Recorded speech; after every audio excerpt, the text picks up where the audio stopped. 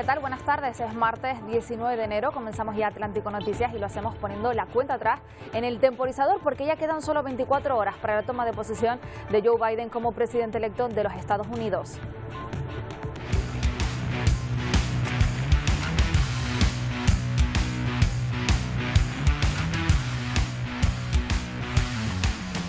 A su lado jurará el cargo Kamala Harris, momento en el que la demócrata hará historia al convertirse en la primera mujer que asume la vicepresidencia de Estados Unidos. En estos momentos Washington está blindado por más de 25.000 soldados en un dispositivo de seguridad sin precedentes. Y en poco más de 24 horas Joe Biden ocupará la Casa Blanca durante los próximos 4 años. Eso sí, sin actos de recepción por parte de la familia Trump. Iciar Pérez, la imagen hoy allí es de camiones de mudanza. Así es, Eva, y es que la Casa Blanca se está preparando para recibir a los nuevos inquilinos. La que aún es primera dama, Melania Trump, ha emitido un discurso de despedida apelando a que no haya más violencia, mientras Washington se prepara para una toma de posesión virtual al 80% y con las máximas medidas de seguridad. Pues esta imagen que están viendo ahora mismo son imágenes en directo de la residencia presidencial de la Casa Blanca. Por fuera, camiones de mudanza para prepararse en el que llaman el caos controlado de esa mudanza que tendrán que hacer los miembros, pues todo el personal de la Casa Blanca en 6 horas. Es el momento que durará ese cambio. Una limpieza masiva ha solicitado Joe Biden por el coronavirus antes de ese cambio y ya la alcaldesa de Washington ha pedido a los ciudadanos que este miércoles se queden en casa.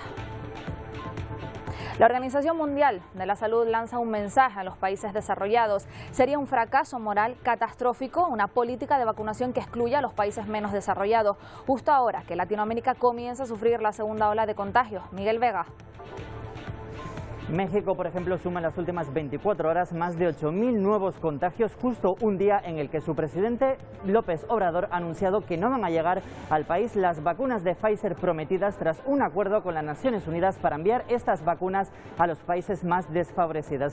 Todo ello justo cuando el continente americano sufre una segunda ola de contagios que golpea duramente a países como Bolivia, Colombia, Perú o Argentina, pero también afecta al continente europeo. Alemania, Reino Unido, Francia e incluso nuestro país ha visto cómo los contagios se han disparado en las últimas semanas, colapsando muchos hospitales de varias regiones de estos países. Y mientras en el Cairo, Egipto se alardea de que su gran prisión de máxima seguridad, la de Tora, está libre de coronavirus. Es uno de los centros más criticados por organizaciones de derechos humanos por el trato que reciben los reclusos, entre los que hay numerosos presos políticos. A pesar de los recientes informes de estas organizaciones humanitarias alertando de una superpoblación de hasta 300% y de poder convertirse en el epicentro del virus, las autoridades aseguran que no hay casos de COVID en ella, mientras el país sufre ya la segunda ola de la pandemia. Y parecen imágenes irreales las que van a ver, pero no lo son. Es hielo y nieve en las dunas de arenas del desierto de Ain Sefra, en Argelia. A pesar de ser un fenómeno muy poco frecuente por las altas temperaturas de la zona, en los últimos días cayó nieve y los termómetros llegaron a marcar los -3 grados. La ciudad ha experimentado nieve solo 3 veces en 42 años. Y estas otras imágenes que ven son aéreas y nos muestran también la belleza de un paisaje de viñedos en Suiza completamente cubierto de nieve. Son las terrazas de la Vaux, declaradas Patrimonio de la Humanidad por la UNESCO en 2007, un impresionante paisaje que domina el lago de Ginebra. Enseguida lo vemos.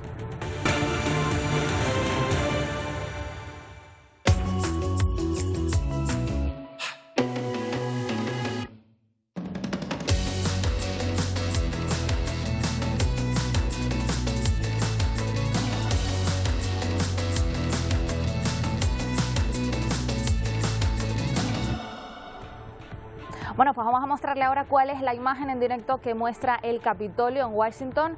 Ahí la tiene, son los exteriores, está completamente blindado con fuertes medidas de seguridad, por un lado por la pandemia y por otro por las amenazas de los grupos de extrema derecha. 24 horas quedan para que Joe Biden tome ahí, en ese Capitolio, posesión como nuevo presidente de los Estados Unidos. El 80% de los actos serán virtuales y a esta cita hay algo más de 1.000 invitados. La administración de Joe Biden y Kamala Harris en Estados Unidos comienza mañana con una toma de posesión, pues ya lo hemos dicho, con bajo estrictas medidas de seguridad motivadas por la pandemia, pero por las amenazas de los grupos de extrema derecha tras el asalto al Capitolio el pasado 6 de enero. Washington es ya una ciudad blindada a pocas horas de este gran acontecimiento histórico. Nos va a dar todos los detalles Belén Mora. A menos de 24 horas de juramentarse como el presidente número 46 de Estados Unidos, el presidente electo Joe Biden participa este martes de una ceremonia para honrar los cerca de 400.000 estadounidenses muertos durante la pandemia de COVID-19. El evento tendrá lugar en la tarde de hoy en el Memorial Lincoln, donde 400 luces serán encendidas alrededor de la piscina reflectante para simbolizar los cientos de miles de personas fallecidas durante la pandemia.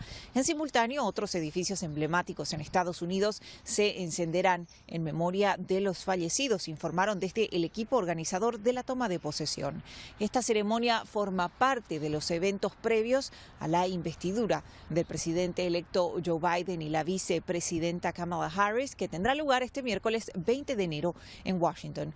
Mientras tanto, la capital estadounidense permanece fuertemente resguardada, con más de 20.000 miembros de la Guardia Nacional desplegados y las principales vías de acceso a la ciudad bloqueadas en la previa de la toma de investidura presidencial. Desde Washington informa Belén Mora de La Voz de América para Latina. Bajo fuertes medidas de seguridad, la ciudad de Washington, D.C. se prepara para juramentar al presidente número 46 de Estados Unidos, Joe Biden. Y no es para menos la gran protección que rodea el Capitolio luego de los actos de insurrección del pasado 6 de enero. Se instalaron verjas de metal de 7 pies de altura y más de 20.000 soldados de la Guardia Nacional, sumados a agentes federales y policías locales, están apostados en cada calle. Desde tempranas horas de la mañana vimos soldados del ejército vigilando edificios federales y agentes del servicio secreto resguardando las calles para evitar incidentes como lo sucedido hace una semana y media, donde cientos de seguidores del presidente Donald Trump irrumpieron una vista conjunta del Senado y la Cámara de Representantes. A mediodía, un incendio cerca del Capitolio interrumpió el ensayo de la banda musical a cargo de la juramentación. Se trató de un fuego en un campamento de indigentes en la zona de Navy Yard y a los pocos minutos el incendio fue extinguido. Sin embargo, un helicóptero sobrevolaba la zona a la espera de que la situación estuviera bajo control. Ya a esta hora, Itziar Pérez, nos preguntamos, ¿está ya todo listo en la Casa Blanca para recibir a los nuevos inquilinos?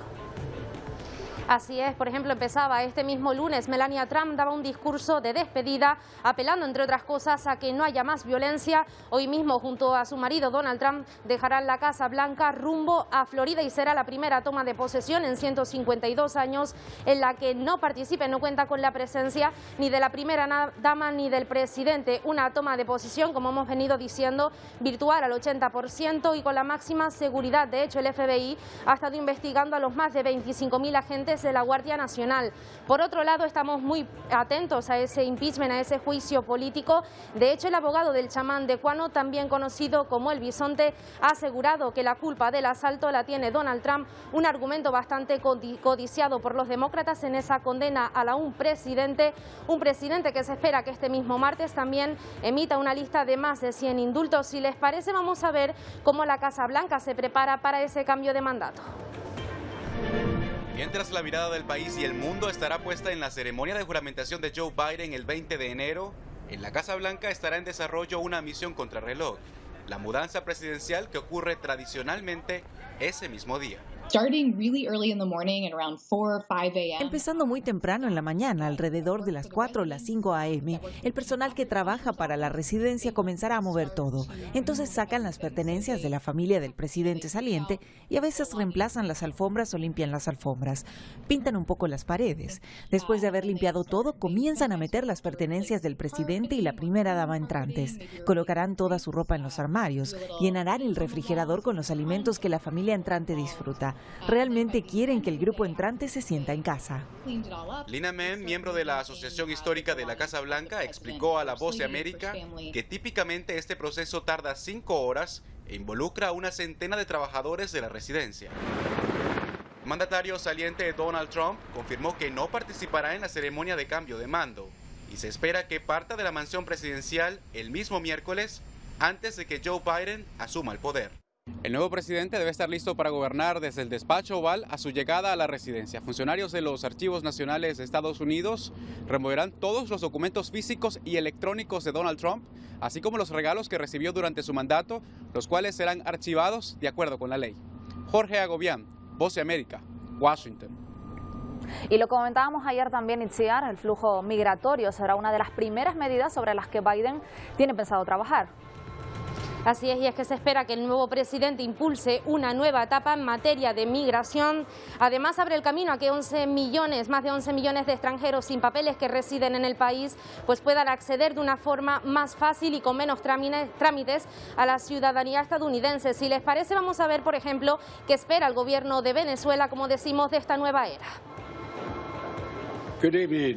El relevo en la Casa Blanca mantiene la atención de los venezolanos, tanto chavistas como opositores, pues fue Estados Unidos el primer país en darle un espaldarazo a Juan Guaidó como presidente interino en 2019.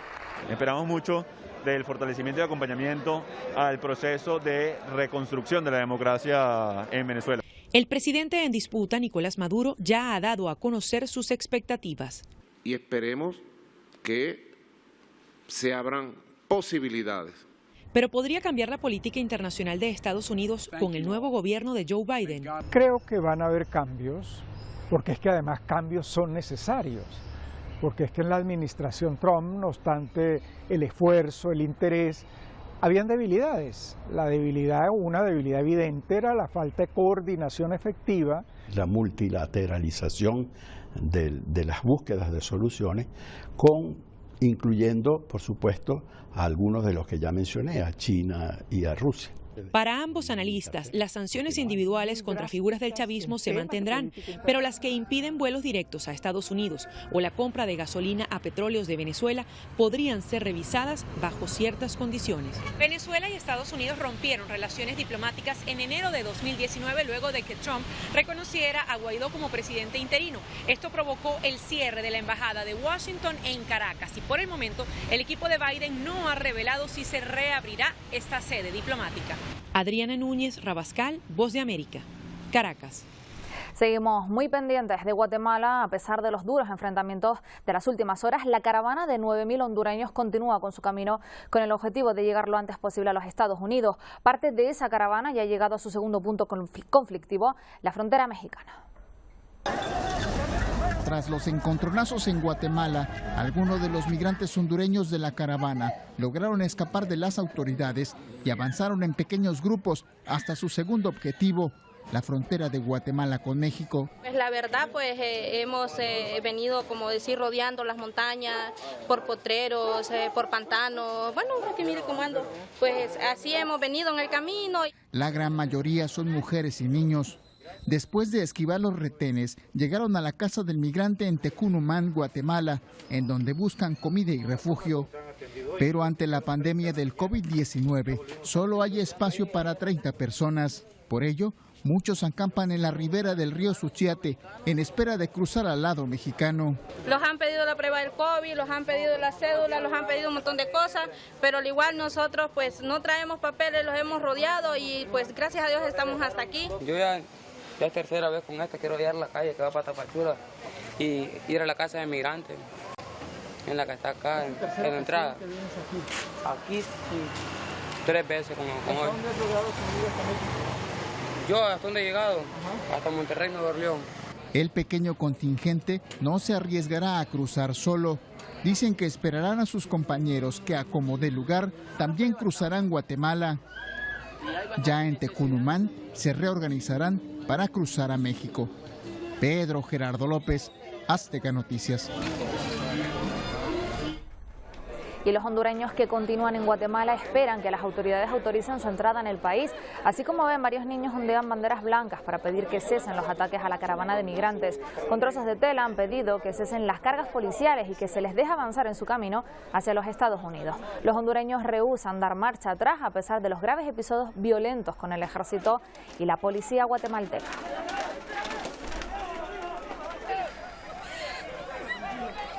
o la de familias migrantes de Centroamérica. La violencia y el reclutamiento forzado de las pandillas empujó en 2019 una ola migratoria de familias enteras que se frenó parcialmente por las restricciones por la pandemia. Un movimiento que se ha reiniciado con fuerza tras la apertura de las fronteras, fenómeno que se produce por las mafias que operan tanto en Honduras, en Salvador como en Guatemala. En este último lugar, lo acaban de ver, una caravana con más de 9.000 migrantes han sido duramente castigados por efectivos policiales. Vamos a hablar de la situación migratoria en el mundo con Ahmed Khalifa, presidente de la Asociación Marroquí para la Integración de los Inmigrantes. Muy buenas tardes. Hola, buenas tardes. Las imágenes muestran la violenta represión que hay en Guatemala, donde el flujo migratorio, pues vemos que no para.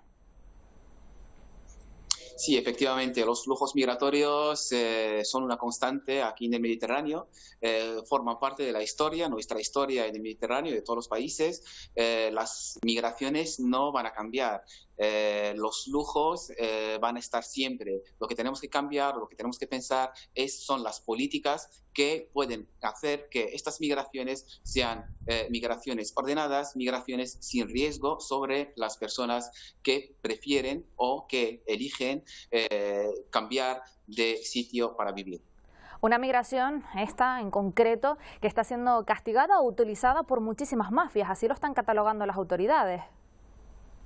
Efectivamente, pero no debemos culpar solamente a las mafias o a las personas que trafican con los inmigrantes, que por supuesto que sí, pero debemos pensar también que hay políticas que facilitan que estas mafias existan.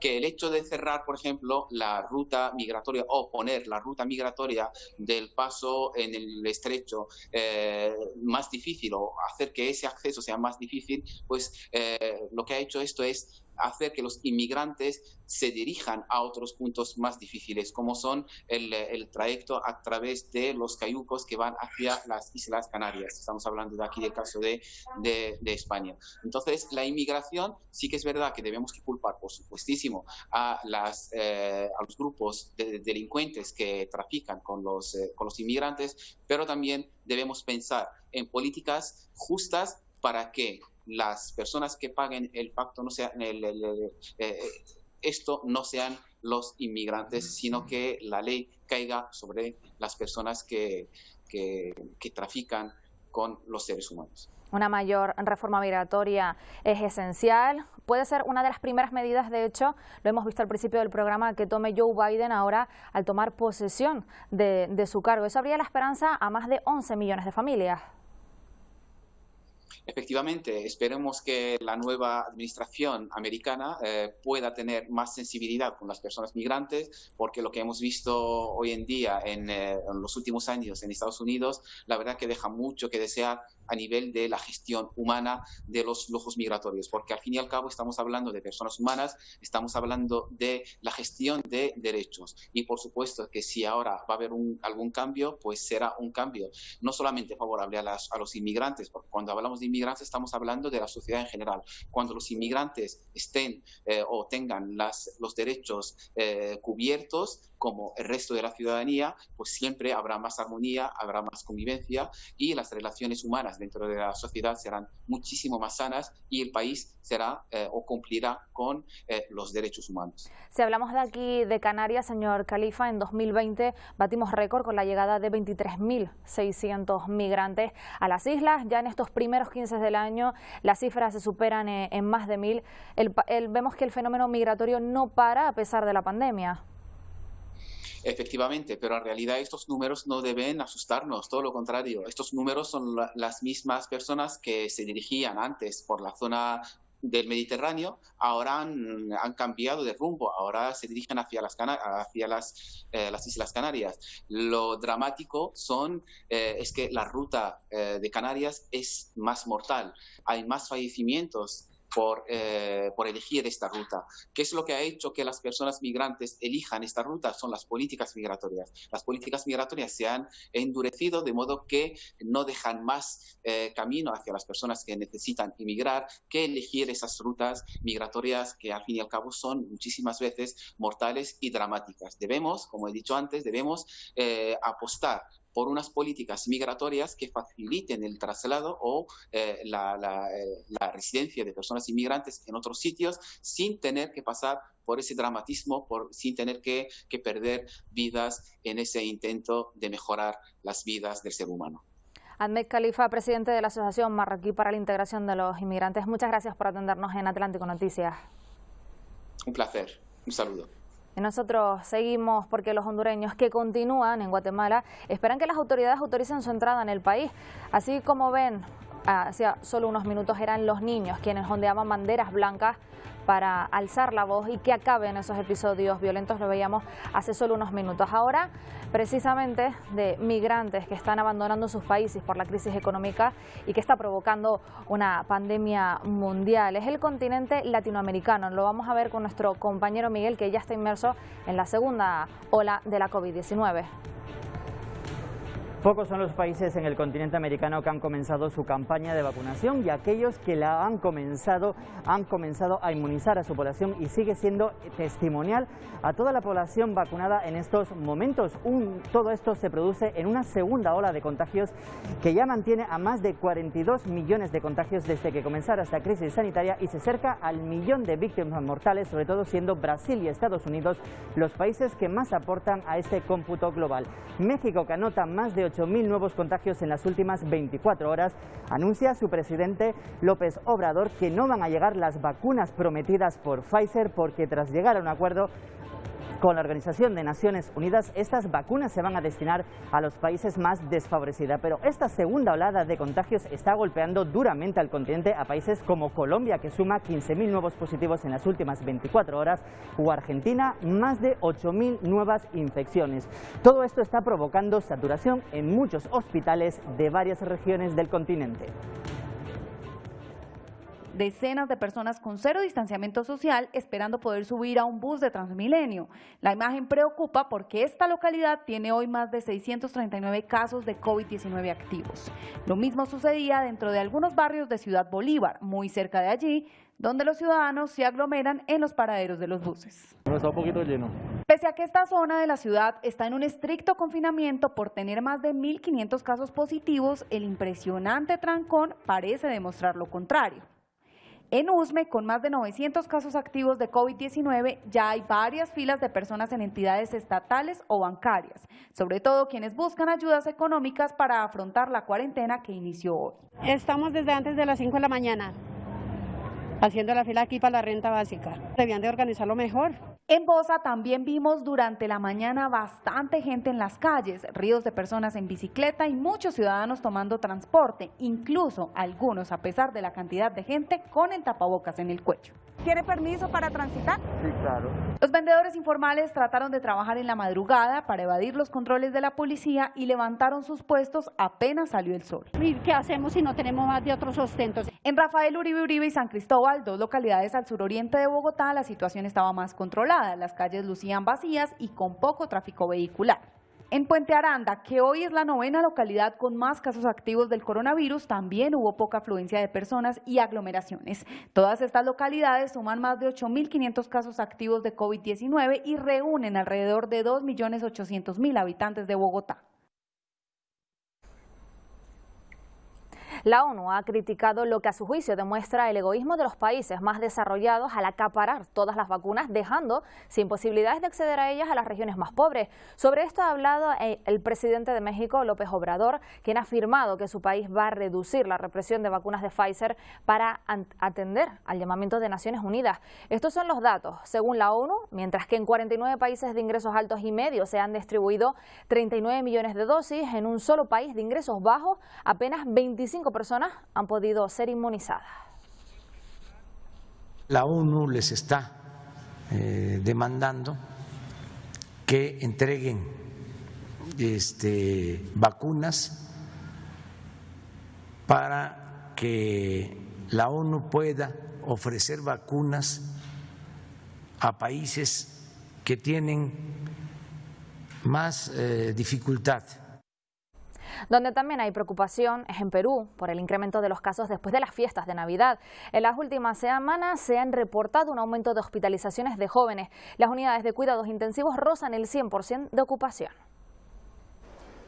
La segunda ola de la COVID-19 golpea fuerte al Perú. En este inicio del 2021 se han registrado 1.090 fallecidos por este virus. Es decir, la situación es más complicada que cuando empezó la pandemia en nuestro país. El número de fallecidos por día ha aumentado la última semana y ha alcanzado los 116 muertos en solo 24 horas. Son ahora los jóvenes y adultos entre 25 y 40 años los que ocupan las camas de cuidados intensivos. Las autoridades han señalado que este es el resultado de las reuniones familiares y reuniones amicales por Navidad y Año Nuevo. Las camas UCI están ocupadas casi al 100% y hay una larga fila de espera de pacientes graves.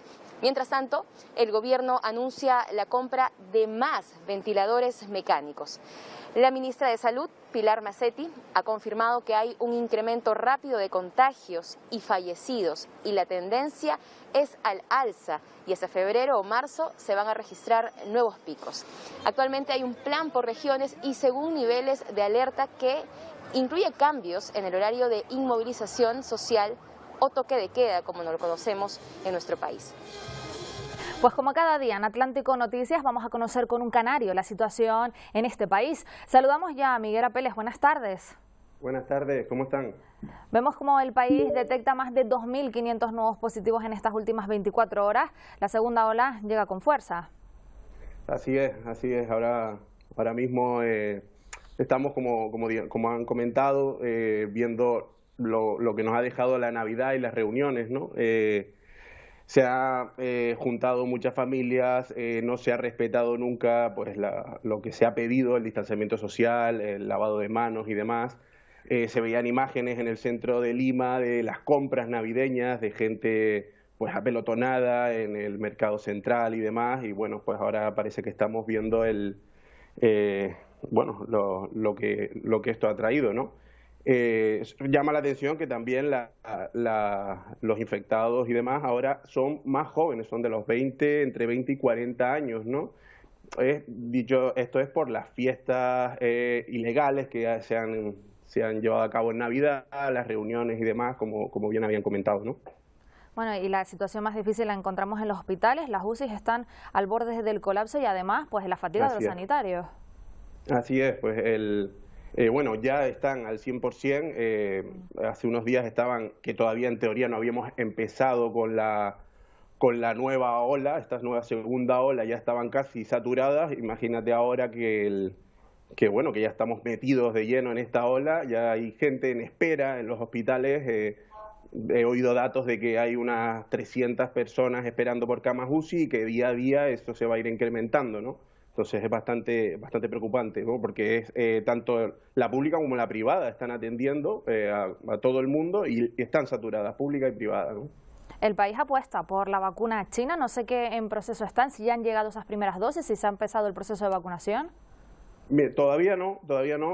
Sí es verdad que la vacuna china esta, sí se hicieron las pruebas y demás aquí, pero todavía no ha llegado la primera dosis. Se espera que llegue 1 millón a final de este mes y empezar a vacunar, y esperan poder vacunar antes de que llegue el invierno, por lo menos a la mitad, unos 15 millones de peruanos, ¿no? Esa es la idea.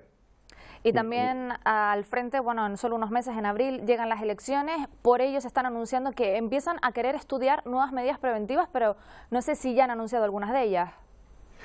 No, salió el otro día el presidente hablando de esto, de que se estaba reuniendo con los especialistas y demás, y que se está estudiando unas nuevas medidas para aplicarlas en estas elecciones que son ahora en abril, e intentar, porque las elecciones van a ser en medio de la segunda ola, intentar que esto perjudique lo menos posible a la salud del ciudadano, ¿no? Todavía no ha indicado cuáles son las medidas.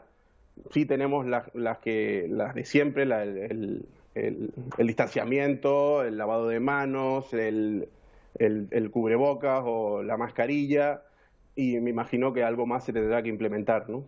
Bueno, lo cierto es que la última jornada pues refleja 60 fallecidos y en lo que va de año ya son más de 1000, no sé, si incluso en las escuelas hay restricciones, los menores están yendo a clases, se actúa con normalidad. ¿Cuál es esa situación?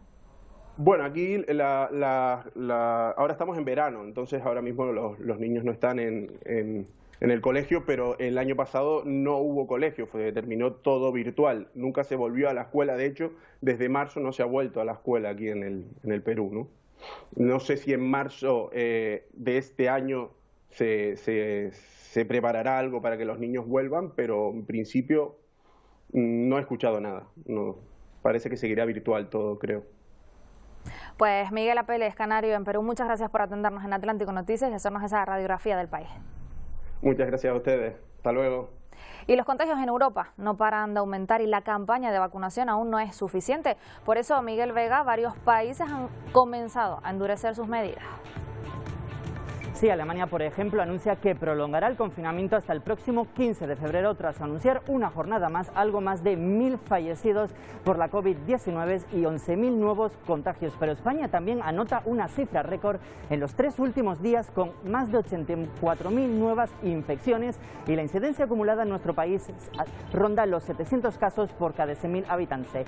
Francia, que parece que ha conseguido frenar esta curva de expansión con 4.000 nuevas infecciones, ha aconsejado a los ciudadanos no utilizar mascarillas caseras para evitar que se contagien de esa nueva variante mucho más infecciosa proveniente de Inglaterra. Precisamente el Reino Unido también adoptará nuevas medidas en las próximas horas tras anotar cerca de 600 fallecidos en la última jornada. El gobierno británico ha lanzado una cifra bastante alentadora y preocupante en el país. Cada 30 segundos ingresan en los hospitales del Reino Unido un paciente por COVID. El Reino Unido impone nuevas normativas a todos los viajeros internacionales. A fin de contener la pandemia, el gobierno exige la obligación de presentar un resultado negativo en una prueba de COVID-19 en un plazo de 72 horas antes de viajar, así como la obligación de guardar una cuarentena de 10 días a la llegada al país, un periodo que podría reducirse a 5 días para todos aquellos que accedan a pagarse una segunda prueba privada y también en esta den negativo. Ante el surgimiento de nuevas variantes presumiblemente más contagiosas del coronavirus, el gobierno británico ha suspendido desde las 4 de la madrugada los llamados corredores aéreos, unos seguros de viaje que había establecido el pasado verano y que permitían a viajeros de algunos países eludir la cuarentena al llegar al Reino Unido. Según indicaron este fin de semana medios británicos, el Ejecutivo estudia además planes para endurecer las condiciones de entrada, como por ejemplo obligar a que el aislamiento se haga en un hotel designado por las autoridades, aunque de momento descartan un sistema de vigilancia como el establecido en Polonia, en donde se pide foto y ubicación diaria a todos aquellos que tienen que guardar esa cuarentena. Y les contamos ahora la situación desesperada que está viviendo un estudiante de filología inglesa de 23 años en Escocia a consecuencia del coronavirus. Dice sentirse atrapada tras no conseguir una PCR negativa después de 3 meses. Hablamos ya con Irene Torres. Buenas tardes. Buenas tardes. ¿Sigues dando positivo 3 meses después de haber superado la enfermedad? Sí, he sido ya positiva tanto la primera vez en octubre como 2 veces ahora en diciembre, así que la situación sigue igual, sí. Irene, ¿qué es lo que ocurre? ¿Qué crees que es lo que te está pasando? ¿O qué explicación te dan los expertos? Yo al dar positivo la segunda vez en diciembre fue una sorpresa total, porque después de dar positivo de octubre supuestamente mi enfermedad ya estaba curada y es lo que está ahora mismo igualmente. La situación es que si te haces un test después de 90 días o en un periodo menor a 90 días es posible que todavía haya restos de un COVID contraído meses antes, por lo que es normal que siga dando positivo, pero no se trata de una reinfección, sino de restos del COVID de octubre. Por lo que en esta situación no soy contagiosa, pero tengo suficiente carga viral para que sea sensible a la prueba PCR. No me dan ninguna solución, tan solo esperar hasta que dé negativo, porque es la normativa, la ley de este país, en Escocia, y no te dicen nada más, que esperes hasta que pueda salir de manera negativa, claro. ¿Y qué respuesta te da el Gobierno de España? Porque creo que has intentado numerosas opciones para poder volver a casa. Sí, hablé con AENA principalmente para ver cómo controlaban en los aeropuertos esta medida y qué pruebas pedían. Yo sabía que pedían PCR, pero quería saber fehacientemente que no pedían una prueba de anticuerpos, porque en una prueba de anticuerpos yo daría positiva, resultando así ser no contagiosa y hábil para volar en otros países, pero al entrar a España no puede ser, porque no aprueban esta prueba.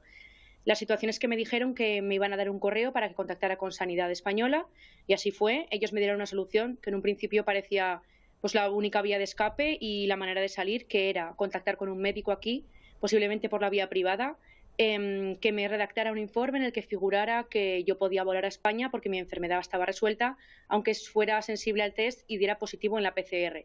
Obviamente tendría que aportar una prueba de anticuerpos, pues que se especificara que tengo anticuerpos por lo que no contagio. La situación es que en Escocia eso es ilegal.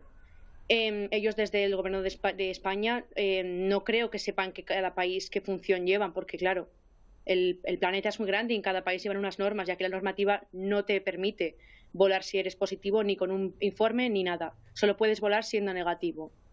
En Escocia en estos momentos hay un intenso confinamiento y tú entiendo que te encuentras aislada. Sí, estoy totalmente aislada, no he tenido contacto con nadie desde el primer positivo. En un principio todavía tenía compañeros de piso. Cuando di positivo en diciembre, a inicios, la situación es que ellos para irse tuvieron que hacerse unas pruebas. Cuando yo di positivo y para volver a sus países, se hicieron 2 pruebas y todos dieron negativo, por lo que está más que claro que yo no puedo contagiar, porque la primera vez que nos contagiamos todos fuimos positivos la primera semana. En cuanto uno fue positivo, todos fuimos. Entonces es muy improbable, es imposible que yo pueda contagiar a nadie. Esa es la cuestión en la que yo me agarro, ¿no? Que ahora mismo estoy sola y no puedo contagiar por ley, no puedo estar con nadie, pero aunque estuviera con nadie sería imposible que les contagiara. Pues Irene Torres, gracias por contarnos tu situación y esperamos que cuanto antes des negativo en esa prueba PCR para que puedas volver a casa. Muchas gracias. Y Egipto ha respondido a las críticas sobre los contagios de coronavirus en sus cárceles con un acto público en la prisión de máxima seguridad de Tora. El gobierno del país norteamericano afirma incluso que esta macrocárcel, ubicada al sur del Cairo, está libre de COVID y sigue estrictas medidas de prevención. La gran prisión de Tora está libre de coronavirus. Así lo aseguran al menos las autoridades egipcias, a pesar de los recientes informes de organizaciones de derechos humanos sobre el virus en las superpobladas cárceles del país.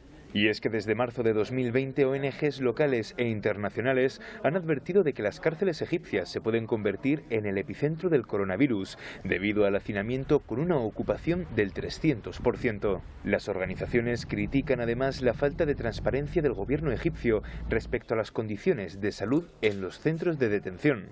Egipto responde a las críticas con una visita guiada para periodistas a la prisión de Tora, donde algún recluso asegura llevar la mascarilla por voluntad propia. Sin embargo, al ser preguntado si se ha sometido a una prueba PCR o si conoce algún caso de contagio, personas uniformadas interrumpen la conversación impidiendo una respuesta. Las imágenes que les vamos a mostrar a continuación parecen irreales, pero les aseguramos que son completamente verdaderas. Hablamos de nieve en el desierto.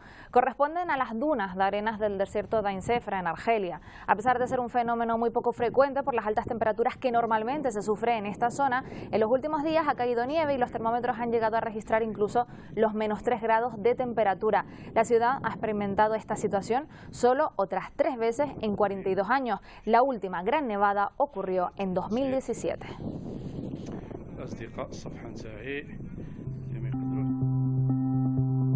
Y estas otras imágenes aéreas nos muestran la espectacular belleza de los viñedos en Suiza, completamente cubiertos de nieve también, después de las intensas nevadas del fin de semana. Son las terrazas de la Valux, declaradas Patrimonio de la Humanidad por la UNESCO en 2007, un impresionante paisaje que domina el lago de Ginebra.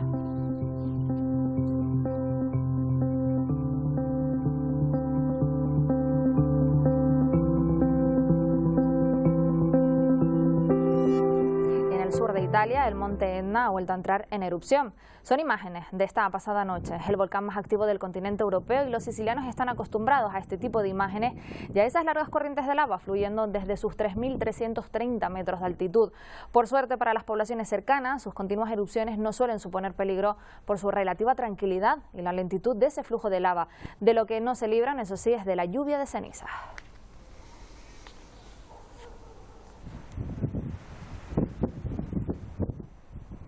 Y hace unas horas se registraba un terremoto de 6,4 en las provincias de Mendoza y Córdoba, en Argentina. De esta manera que ven se dejaba sentir el temblor y las posteriores réplicas, que de momento no dejan víctimas mortales, pero sí daños materiales en viviendas, carreteras y algunos cortes en el suministro eléctrico.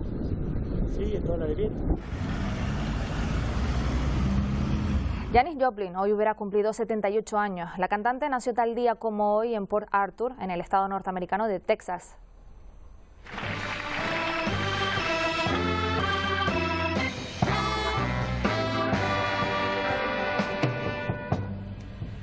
There